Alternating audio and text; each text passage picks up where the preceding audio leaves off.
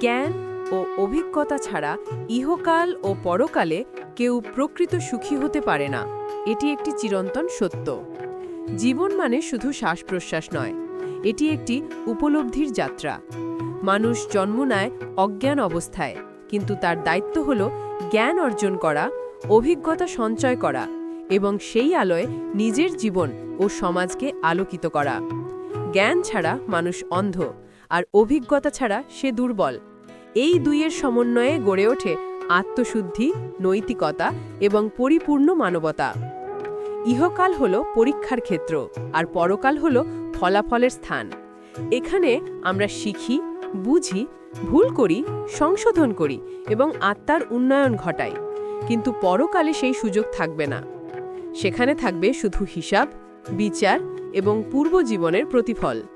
যে ব্যক্তি ইহকালে জ্ঞান অর্জন করেনি, অভিজ্ঞতা থেকে শিক্ষা নেয়নি, সে পরকালে প্রস্তুত নয়।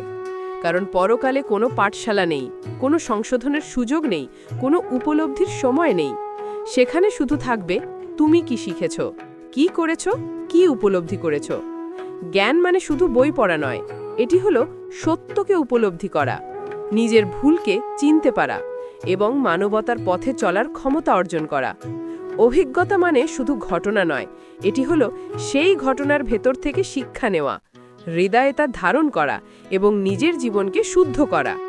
যে ব্যক্তি এই ইহকালে জ্ঞান ও অভিজ্ঞতা অর্জন না করে, সে পরকালে অপ্রস্তুত, অন্ধ এবং দুর্বল। আর পরকালে কোনো বিকল্প নেই, সেখানে কেউ আর শিখতে পারবে না, শুধুই ফল ভোগ করতে হবে। তাই এই ইহকালেই আমাদের দায়িত্ব জ্ঞান অর্জন করা, অভিজ্ঞতা থেকে শিক্ষা নেওয়া এবং আত্মাকে প্রস্তুত করা। কারণ জ্ঞান ও অভিজ্ঞতা ছাড়া কেউ ইহকালেও সুখী হতে পারে না, আর পরকালে তো একেবারেই নয়। এটি শুধু ধর্মীয় নয়, এটি দার্শনিক, নৈতিক এবং মানবিক সত্য। এটি চিরন্তন, এটি অনস্বীকার্য।